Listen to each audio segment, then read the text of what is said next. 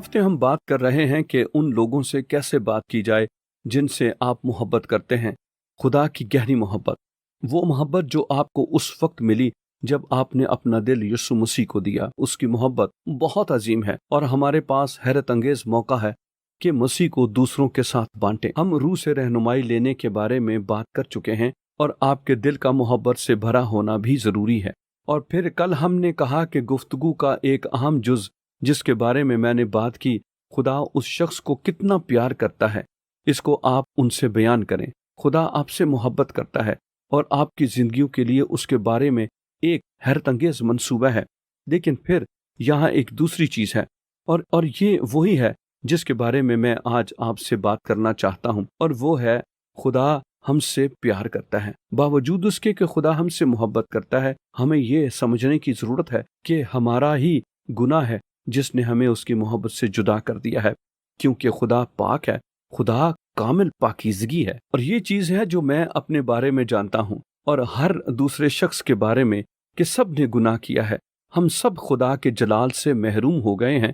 और जैसा कि ज्यादा लोग ये जानते हैं, ज्यादा लोग ये समझते हैं, लेकिन ऐसी चीज है जिसको हर किसी को पहचानने की जरूरत है और उसे समझने के लिए कि खुदा हमसे कितना प्यार करता है। और जैसा कि ये अच्छी खबर खुशखबरी है, और हमें बुरी खबर को भी समझना चाहिए। हमने गुनाह किया है, हम खुदा के जलाल से महरूम हो चुके हैं।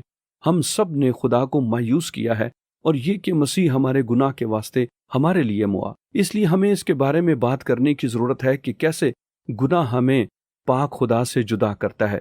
बावजूद इसके कि वो हमसे बहुत मोहब्बत करता है, हमारे गुनाह ने हमें उससे जुदा कर दिया है। और बाइबल ये कहती है कि गुनाह की मजदूरी मौत है और हम में हर एक मर जाएगा। हमारे मरने का सबब यह है कि हमने गुनाह किया है और खुदा पाक है और हम नापाक हैं। हम खुदा से अपने गुनाह की वजह से जुदा हुए और खुदा से अलग होकर हलाक नहीं होना चाहते। हमें खुदा की निजात की जरूरत है, इसलिए उन्हें यह समझने की जरूरत है क्योंकि मसीह मुआ और उसके मरने का सबब यह है कि वो हमारे गुनाह के सबब से मुआ। इसलिए बाइबल की दूसरी सच्चाई ये है कि हमें लोगों से बात करने की जरूरत है कि हम सब ने गुनाह किया। अब यहाँ 2 आयत हैं जो आपको जानने की जरूरत है।